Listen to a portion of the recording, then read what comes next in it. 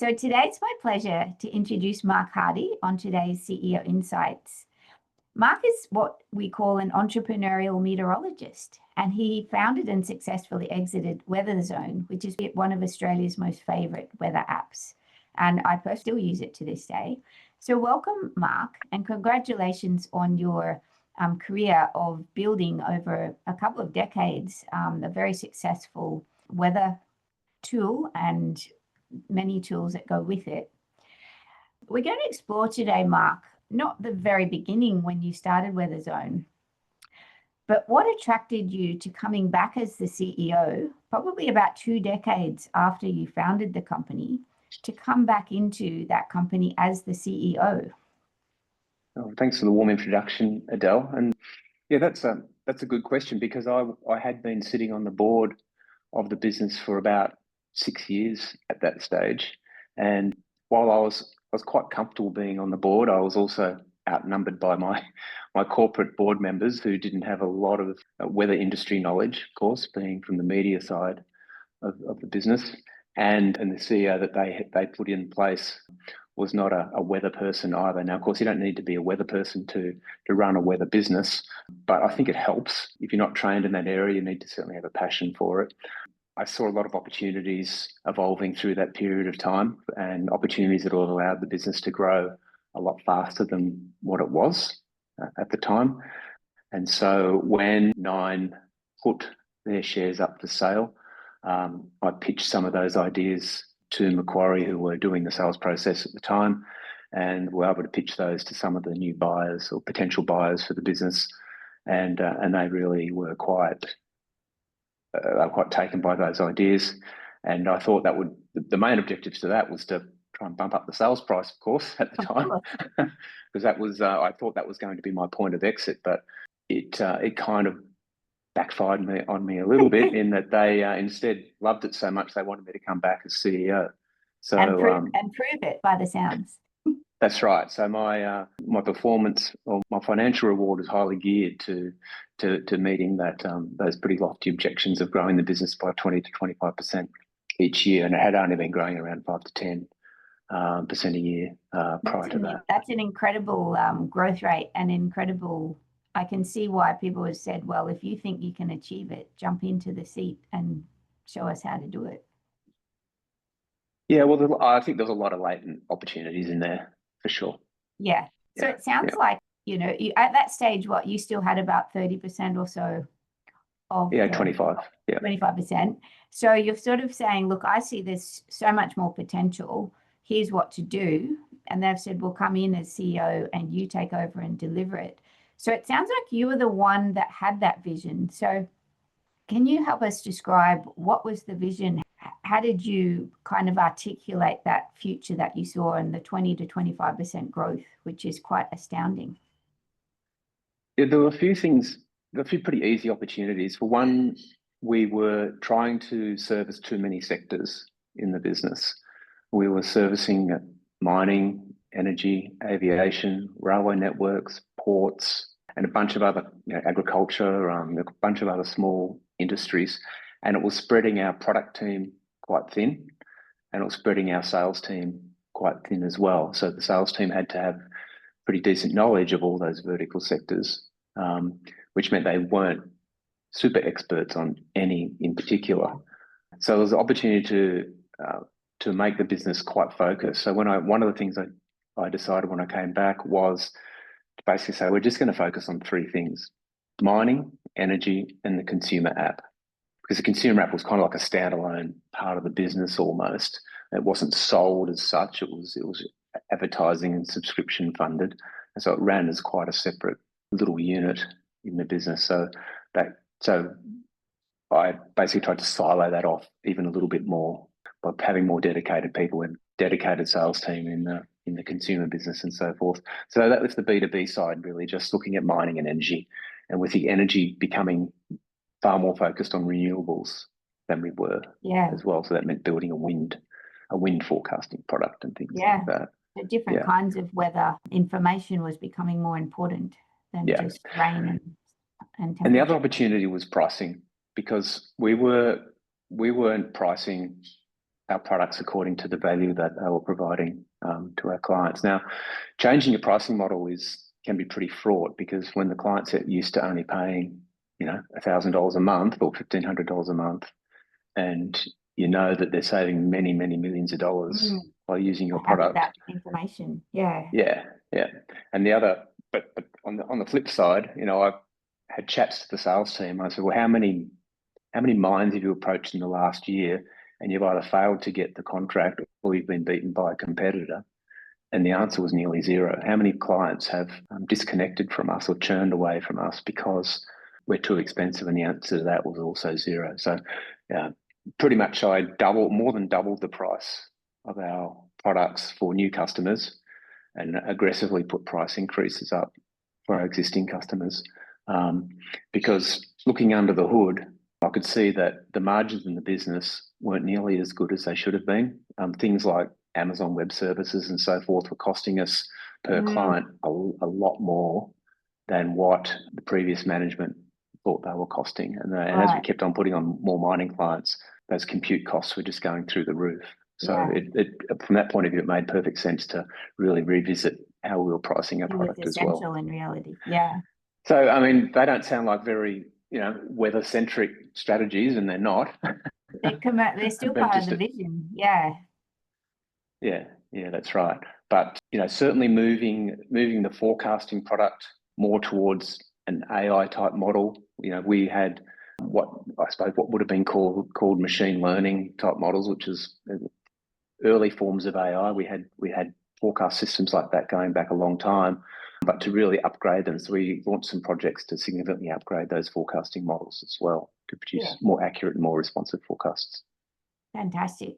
That's really incredible. And when you came back in as CEO and took on that under new ownership, what were the most significant challenges that you faced?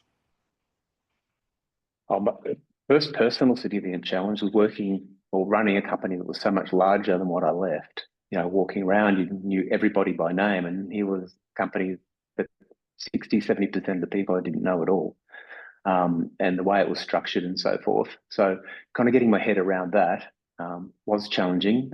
Before coming in, I had a month or so to really kind of develop my 100-day plan of what I had to do. And, the first thing was to restructure the senior management team and the reports underneath them, because it had grown into a very flat organisation. It put on a lot of people, but the reporting lines hadn't significantly changed. So, managers were working very hard, reporting just, looking after too many people. So it might sound odd, but putting in more layers of management, not necessarily more people, but just giving people that never had the opportunity to manage before, giving the opportunity to manage just a small team around them and things like that. So that was probably the first thing that was, not really in my area of expertise, but I could see that had to be done. You could see it, to make the place function more effectively. Other challenges were, I guess, getting the sales team comfortable going out there and trying to sell at much higher prices than they were before, because that did throw a bit of fear into them initially. Yeah. There was one or two of them that really understood it, but the more junior salespeople, they get a lot of confidence out of just closing a deal, and knowing that we're going to push prices up to a point where clients. The clients are going to say no, and that's fine, because we're not doing our job properly if absolutely everyone is buying our product. So what strategies did you have to overcome those challenges? How did you know to do the restructuring, in what way, and how did you sort of motivate the sales team and encourage them that they could achieve these goals? Well, the first thing I did very quickly after coming back is I took the senior management team to an offsite for a weekend. And I talked through all the observations that I had learned looking at the business from the outside over the recent years, and the things that I saw as opportunities in the business, and explain why we weren't going to chase every vertical, every railway line, every transmission line, every mine, every aviation product, and got them to understand why it was going to be better for all of us, the product people, the sales people, even the data people, why we're just going to focus on a couple of industries. Yeah, that was That was So the main sharing the focus of it. vision in an off-site environment and bringing them Yep. all along with you. Yeah. Yeah, everyone bought into it. The biggest challenge was throwing this 25% per year up on the board. Yeah. And looking at the sheer horror on the look of those faces. Did you take a picture of the look on the faces?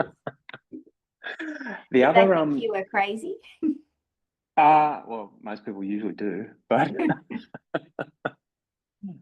the other challenge was, I think, the fear that people had, and not many expressed it, but I think everyone felt it to varying degrees, of being owned by a global corporate weather company, a company that was much, much bigger than us. Its revenue was more than 10 times larger than ours. Yeah. And we knew that their vision was to buy little weather companies around the world and basically turn them into branch offices and have a lot of the functions. And thinking through that process, for those that could, and a lot of them did, some functions would not cease to exist in Australia. Yeah, right. So the other goal that I presented to our staff was, do we want to become a branch office, or do we want to become a regional centre of excellence?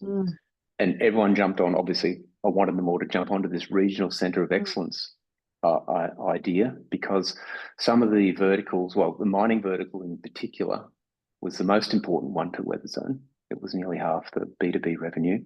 And it was unique to Australia. So in terms of this global weather company's portfolio, they didn't do mining. No. So it made perfect sense to chase this global centre of excellence idea. So we retain our developers, we retain our very focused sales team on those verticals and so forth, and hopefully maintain most of our workforce by being like the Asia Pacific centre for DTN. So good move.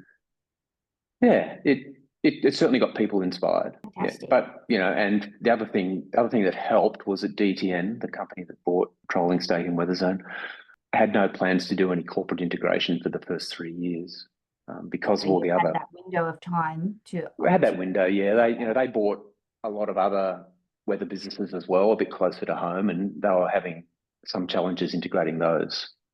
Yeah. As well, in Europe and in North America. So it made sense to put us off a bit. Very well thought through.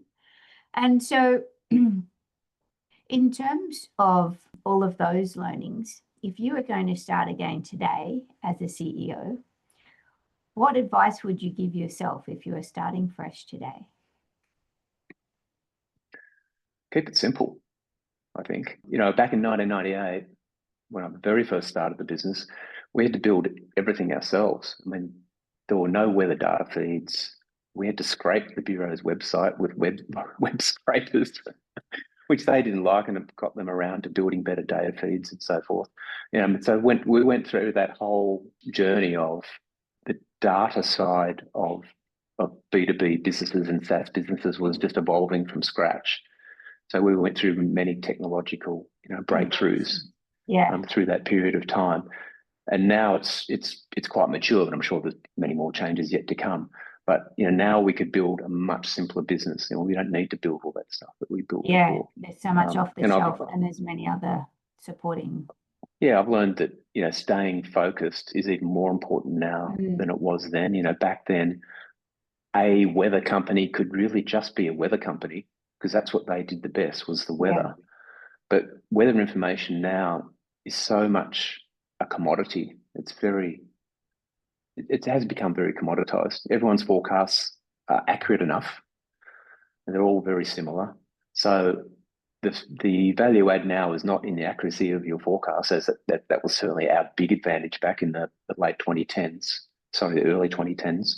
Now everyone's forecasts are pretty similar. So the value add is how well you understand that industry, how effectively can you deliver value to that industry, how well do you understand how impacted that industry is by weather events.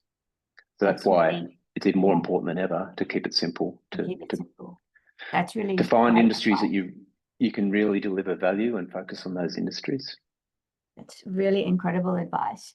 And if there's any last advice that you'd like to offer, particularly in your case, having founded a company and then some years later coming back into it, is there any other wisdom or insights you'd like to share with anyone else in that situation about when you're coming back into a situation as you did? It's just keep your eye on the big picture. Yeah. Stay focused on the big picture. I remember when I was starting out, I would, obviously I had a vision in mind of what kind of business I wanted it to be. But you just got I got too involved in the minutiae more often than I should have. I mean, in the very early years, I In learned the early years, more you and more probably over had time. to, right? Yeah. But then Yeah, once I had you've to. It was like grown and me and yeah, 2 or 3 other people, and everyone had to be a bit of a jack of all trades to make it happen. when you had a team and resources, then It's easier to disconnect your mind from some of that and yeah, focus on the big picture. and trust them Yeah. to do what they're there for. Yeah. Mm-hmm. That's been fantastic. Thank you so much, Mark. You're welcome, Adele.